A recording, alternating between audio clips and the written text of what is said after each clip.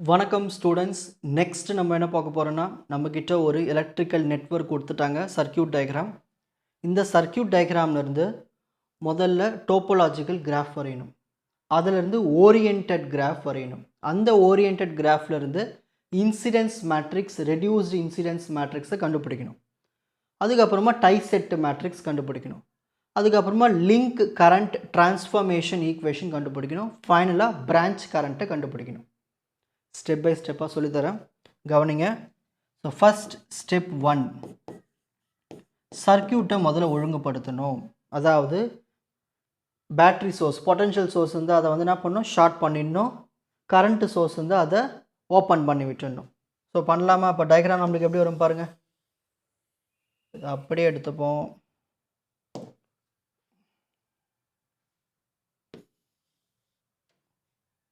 Okay, இப்போது first நான் வந்து இந்த பொட்டன்ஷியல் சோர்ஸை ரிமூவ் பண்ணியாச்சு, அதாவது ஷார்ட் பண்ண போகிறேன். இப்போ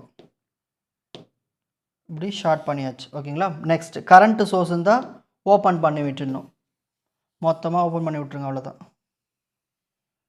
இப்போ ஓப்பன் பண்ணி விட்டாச்சு. இப்போ இதை யூஸ் பண்ணி நம்ம என்ன பண்ண போகிறோன்னா, டோப்போலாஜிக்கல் கிராஃபை வரைய போகிறோம், ஓகேங்களா.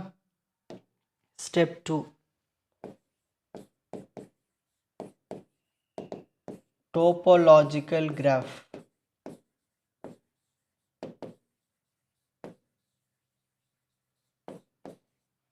இந்த டோப்போலாஜிக்கல் கிராஃப் பாருங்க.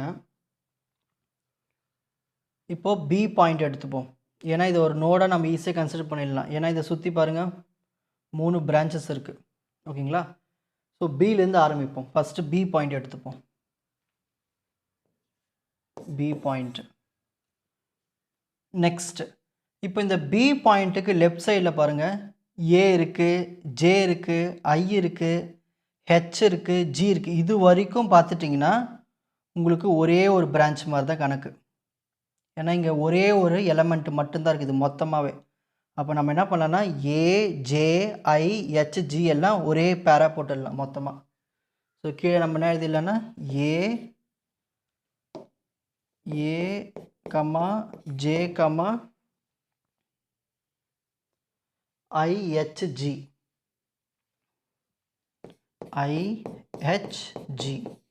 ஸோ இது எல்லாமே ஒரே கனெக்ஷன், ஓகேங்களா. நெக்ஸ்ட்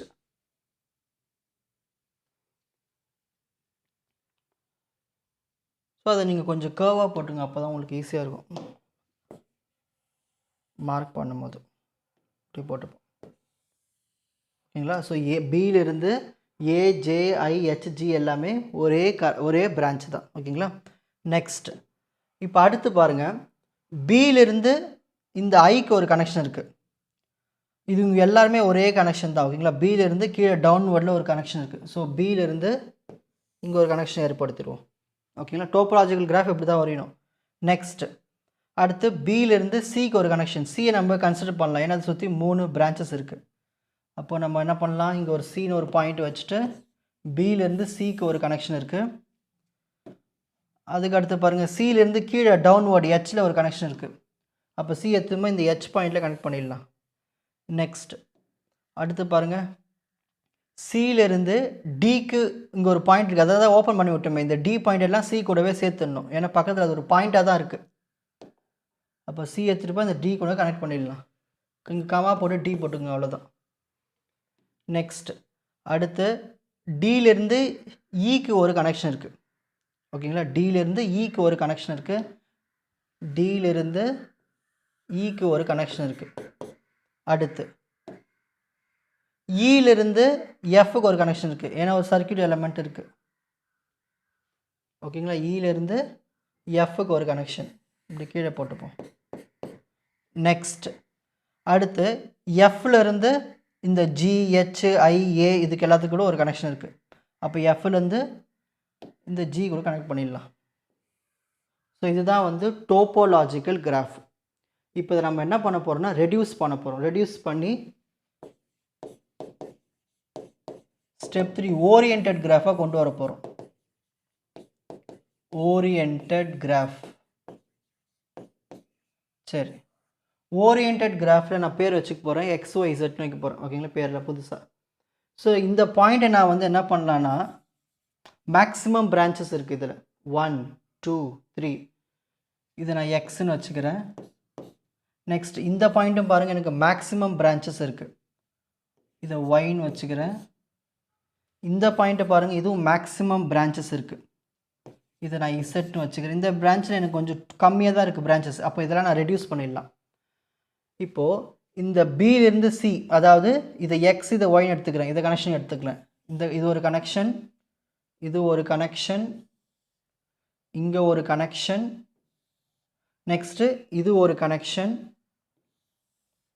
நெக்ஸ்ட்டு இந்த பாயிண்ட் எடுத்துக்கிட்டோம்னா நம்மளுக்கு பிரான்ச்சஸ் கம்மியாக தான் இருக்குது. ஸோ இதை நம்ம ரெடியூஸ் பண்ணலாம். ஹையஸ்ட் பிரான்ச்சஸ் மட்டும் சூஸ் பண்ணிக்கிட்டு இதை நம்ம ரெடியூஸ் பண்ணிடலாம். இங்கே இருக்கிறது ரெண்டு தான் இருக்குது. இதை அப்படியே மொத்தமாக நம்ம ஒரே சிங்கிள் பிரான்ச்சாக மாற்றிடலாம். இதை ரெடக்ஷன். ஓகேங்களா, இப்போ மாற்றியாச்சு. இப்போ இதுக்கு நம்ம பேர் வைக்க போகிறோம். ஸோ ஆரோஸ் உங்கள் இஷ்டம் தான், நீங்கள் எப்படி வேணால் போட்டுங்க. ஆரோஸ், இப்படி ஒரு ஆரோ, இப்படி ஒரு ஆரோ, இப்படி ஒரு ஆரோ, இப்படி ஒரு ஆரோ, நான் இஷ்டம் தான், உங்கள் இஷ்டம் தான், நீங்கள் எப்படி வேணால் போடலாம். ஓகேங்களா, ஆரோஸ் போட்டாச்சு. ஸோ இதுக்கு பேர் வச்சுருவோம். ஃபஸ்ட்டு பிரான்ச், அப்புறம் second branch, third branch, fourth branch, fifth branch. So டோட்டலாக பிரான்ச்சஸ் போட்டாச்சு, ரெடியூஸ் பண்ண அந்த நோட்ஸும் எழுதியாச்சு. இப்போ ஃபைனலாக ஸ்டெப் 4க்கு போகிறோம். ஸ்டெப் 4 நம்ம என்ன பண்ணணும், இன்சிடென்ஸ் மேட்ரிக்ஸ் கண்டுபிடிக்கணும். இன்சிடென்ஸ் மேட்ரிக்ஸ் அதான் கேட்டிருக்காங்க, இன்சிடென்ஸ் மேட்ரிக்ஸ். சரி, ஒரு இன்சிடென்ஸ் மேட்ரிக்ஸ்க்கு என்ன வேணும், ஃபஸ்ட்டு XYZ நோடு எடுத்துப்போம். XYZ. நெக்ஸ்ட் பிரான்ச்சஸ் என்னென்ன இருக்குது, 1 2 3 4 5. 1 2 3 4 5 இதுதான் பிரான்ச்சஸ். ஓகேங்களா, சரி. இப்போது எக்ஸ்லேருந்து பார்க்கணும். எக்ஸ்லேருந்து ஃபஸ்ட்டு பிரான்ச்சு வெளியில் போகுதுன்னா 1. எக்ஸ்லேருந்து செகண்ட் பிரான்ச்சும் வெளியில் போகுது 1. எக்ஸ்லேருந்து ஃபிஃப்த்து பிரான்ச்சு உள்ளே வந்துச்சுன்னா -1, மற்ற எல்லாத்துக்குமே 0. நெக்ஸ்ட் இப்போ ஒய்க்கு வரும். ஒய்லேருந்து ஃபஸ்ட்டு பிரான்ச்சுக்கு வருது, இன்கமிங் -1. ஒய்லேருந்து தேர்டு பிரான்ச் வெளியில் போகுது 1. ஒய்லேருந்து ஃபோர்த்து பிரான்ச்சும் வெளியில் போகுது 1, மற்ற எல்லாத்துக்குமே 0. நெக்ஸ்ட் இசட்டில் வரும். இசட்லேருந்து செகண்ட் பிரான்ச்சு உள்ளே வருது தான் இன்கமிங் 1. ஓகேங்களா, சாரி, இன்கமிங் வந்து -1. ஸோ அதுக்கு வந்துச்சுன்னா -1, வெளியில் போச்சுன்னா +1. இப்போ இசட்லேருந்து ஃபிஃப்த்து பிரான்ச் வெளியில் போகுது. ஸோ 1. இசட்லேருந்து ஃபோர்த்து பிரான்ச்சு வருது, அப்போ -1. புரியுதுங்களா? ஸோ இன்கமிங்கை வந்து நம்ம -1 எடுத்துக்கணும், அவுட் கோயிங்கை வந்து +1 எடுத்துக்கணும், மற்றது எல்லாமே 0. இதுதான் வந்து incidence matrix. Step 5 reduced matrix. Reduced incidence matrix கண்டுபிடிக்கணும். Reduced incidence matrix. Reduced incidence matrix என்னது, லாஸ்ட் ரோவை ரிமூவ் பண்ணிடணும், அவ்வளோதான். அப்போ எக்ஸ் ஒய் மட்டும்தான் வரும். கரெக்டுங்களா? அந்த லாஸ்ட் ரோ மட்டும் ரிமூவ் பண்ணிடலாம். அப்போ என்ன வரும், 1 -1 1 0, 1 -1 1 0 0 1 0 1 இதுதான் இருக்குன்னு நினைக்கிறேன். 1 -1 1 0 0 1 0 1. Okay, -1 0. Okay, so last row மட்டும் ரிமூவ் பண்ணியாச்சு. இதுதான் reduced incidence matrix. Next step 6. இப்போ ஸ்டெப் 6 வந்து டை செட்டு கண்டுபிடிக்க போகிறோம். என்ன கண்டுபிடிக்க போகிறோம், டை செட் மேட்ரிக்ஸ் கண்டுபிடிக்கணும். அதுக்கு முதல்ல திரும்ப நம்ம என்ன பண்ணணும்னா, ஓரியன்டட் கிராஃப் கிட்ட போயிடணும். இந்த ஓரியன்டட் கிராஃபில் சில பிரான்ச்சஸ்லாம் ரிமூவ் பண்ண போகிறேன் நான். இந்த ஃபிஃப்த்து பிரான்ச்சு, இந்த ஃபோர்த்து பிரான்ச்சு, இந்த ஃபஸ்ட்டு பிரான்ச்சில் ரிமூவ் பண்ணிட்டேன். எனக்கு வந்து இந்த லூப்பே இல்லாத ஒரு ட்ரீ கிடைக்கும். ஓகேங்களா, பாருங்கள், நான் எப்படி வரைஞ்சி காட்டுறேன் பாருங்கள். இது மட்டும்தான் இருக்கு எனக்கு. அதாவது செகண்ட் பிரான்ச்சும் தேர்டு பிரான்ச் மட்டும்தான் இருக்கும். செகண்ட் பிரான்ச்சு தேர்டு பிரான்ச் மட்டும்தான். இதை நீங்கள் பாருங்களேன், உங்களுக்கு இது ஏதாவது லூப் ஃபார்மேஷன் இருக்கா? இல்லை. இதுக்கு பேர் தான் வந்து ட்விக்ஸ்ன்னு சொல்லுவோம். ட்விக்ஸ் ட்ரீனுடைய பிரான்ச்சஸ் தான் நம்ம ட்விக்ஸ்ன்னு சொல்லுவோம், லூப் இல்லாதது. இப்போ அடுத்தது லிங்க் வரைய போகிறோம். மிச்சது மீதி இருக்குது எல்லாமே லிங்க்ஸ். ஓகேங்களா, இது எல்லாமே லிங்க். ஓகேங்களா, ஸோ லிங்க்ஸ் வரைஞ்சிடலாமா? லிங்க்ஸ் வந்து நீங்கள் கலர் சேஞ்ச் பண்ணி வரணும், அப்படி இல்லைன்னா நீங்கள் டாட்டர் லைன்ஸில் வரைஞ்சிக்கோங்க. ஓகேங்களா, இது ஒரு லிங்க்கு, இது ஒரு லிங்க்கு, அப்புறம் இது ஒரு லிங்க்கு. ஓகேங்களா, அப்போ அதுக்கப்புறம் டைரக்ஷன்ஸும் போடணும், பிரான்ச்சஸ் பேரும் எழுதணும். ஸோ 1 4 5 1 4 5. ஓகே, 1 4 5. ஸோ பிரான்ச்சஸும் எழுதியாச்சு. இதுதான் டை செட்டுக்கான ஸ்டெப், மொதல் ஸ்டெப்பு. இப்போ அடுத்து நம்ம என்ன பண்ணோம்னா, இதுலேருந்து ஒரு பிரான்ச்சை மட்டும் நம்ம எடுத்துக்கணும். ஃபஸ்ட்டு இதுலேருந்து ஒரு பிரான்ச்சை மட்டும் விட்டு, இந்த ஃபஸ்ட்டு பிரான்ச்சை மட்டும் வச்சுப்போம், மற்ற எல்லாத்தையும் எரேஸ் பண்ணிடலாம். நம்ம ஏன்னா ஒரு பிரான்ச்சாக தான் வச்சு செக் பண்ணணும். ஓகேங்களா, ஒரு பிரான்ச்சை லிங்க் பண்ணி செக் பண்ணணும். சரி, அடுத்து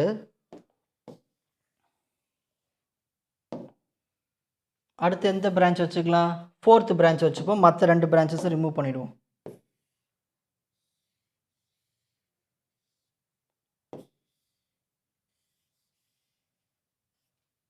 நெக்ஸ்ட், இப்போ அடுத்து பாருங்கள்,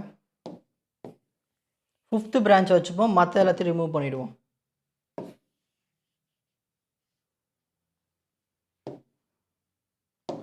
அப்போ ஃபஸ்ட்டும் 4th ரிமூவ் பண்ணிடலாம்.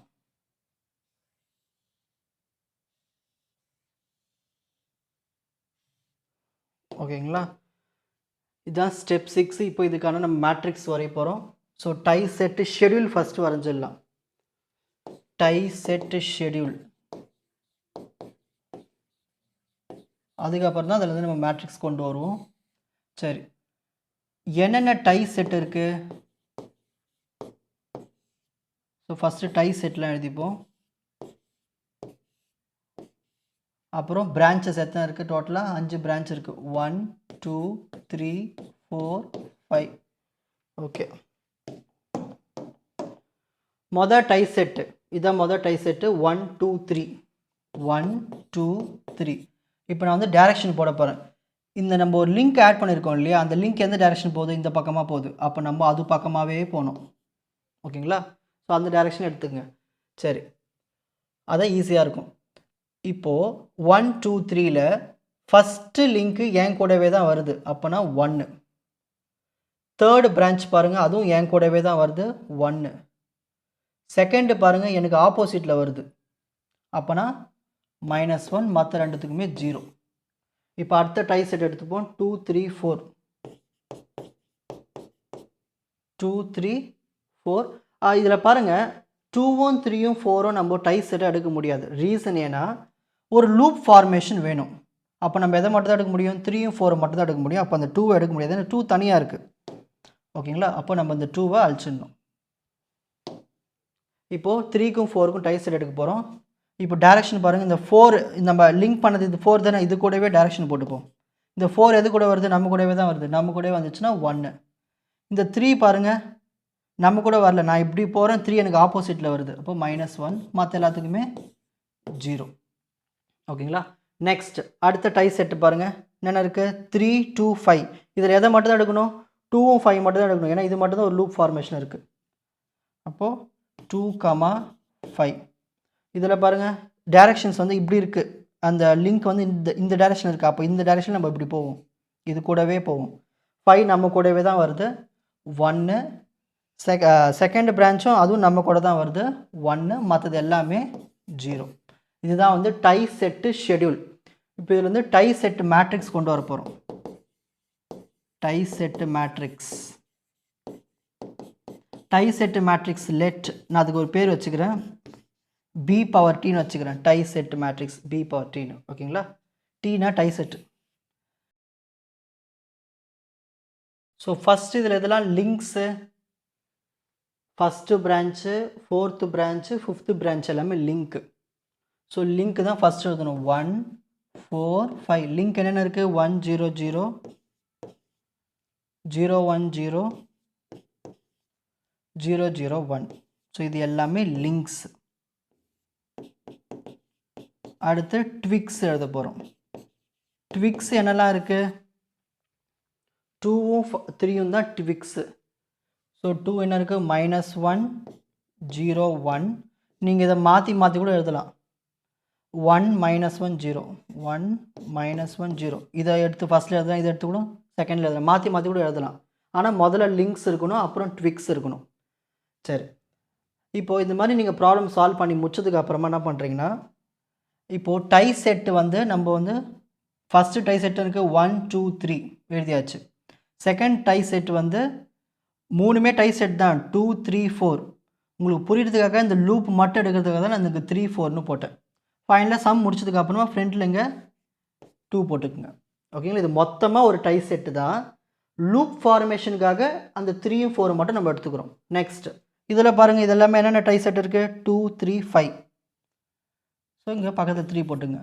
ஸோ நம்ம அந்த லூப் ஃபார்மேஷன் 2க்கும் 5க்கும் மட்டும் தான் எடுக்கணும். அதனால தான் உங்களுக்கு புரியுதுக்காக இப்படி எழுதுனேன். ஃபைனலாக நீங்கள் முடிச்சதுக்கு அப்புறமா பேலன்ஸுக்கு எடுத்து எழுதிருங்க. ஓகேங்களா? சரி, ஸோ டை செட் மேட்ரிக்ஸும் கண்டுபிடிச்சாச்சு. இப்போ நெக்ஸ்ட் நம்ம என்ன பண்ணணும்? கொஷினில் பார்க்கலாமா?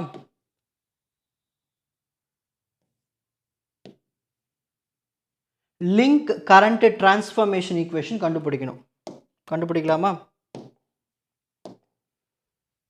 அடுத்த ஸ்டெப்பு நம்பர் என்னது? Step 7. Link current transformation equation.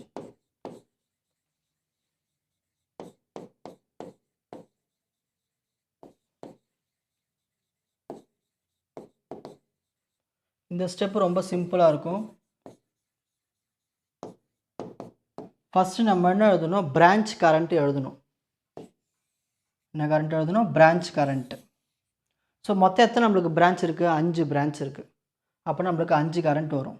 ஓகேங்களா? I1 I2 I3 I4 I5 இந்த மாதிரி வச்சுக்கலாம். ஓகேங்களா? பிரான்ச் கரண்ட்டு எத்தனை இருக்குன்னு பார்த்துருங்க. மொத்தம் 5 பிரான்ச் இல்லையா?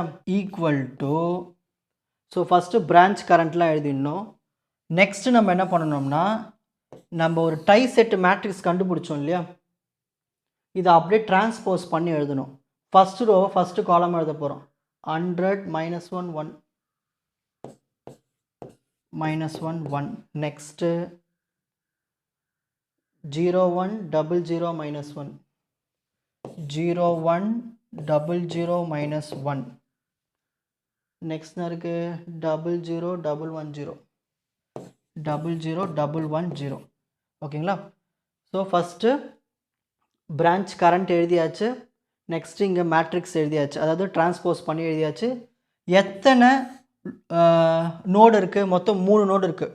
எக்ஸு ஒய் இசட் அதானே இருக்குது. அப்போ 3 நோடுக்கு நம்ம என்ன பண்ண போகிறோன்னா பேர் வச்சுட்டு போகிறோம். I1 I2 I3 இந்த மாதிரி பேர் வச்சுருங்க டிஃப்ரெண்ட்டாக. XYZன்னு வைக்காமல் capital I1 capital I2 capital I3 வச்சுக்கோங்க.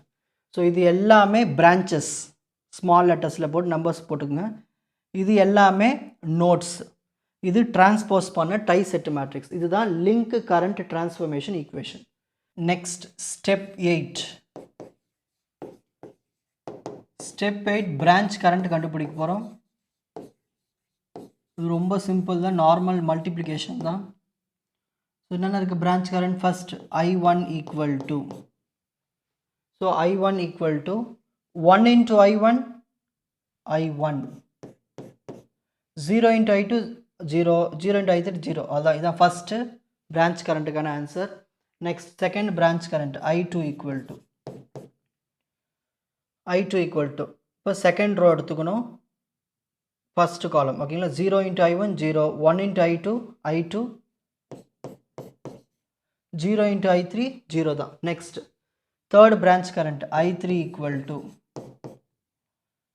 தேர்ட் ரோ எடுத்துக்கோங்க, 0 into I1 0, 0 into I2 0, 1 into I3 I3. Next fourth branch current எடுத்துக்கோங்க, I4 equal to,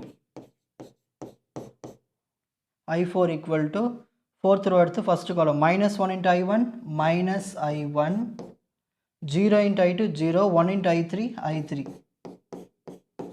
next Fifth branch current I5 equal to 1 into I1 minus 1 into I2 minus I2 0 into I3 0 அவ்வளோதான். இதுதான் branch current. ஓகேங்களா? இப்போ screenshot time.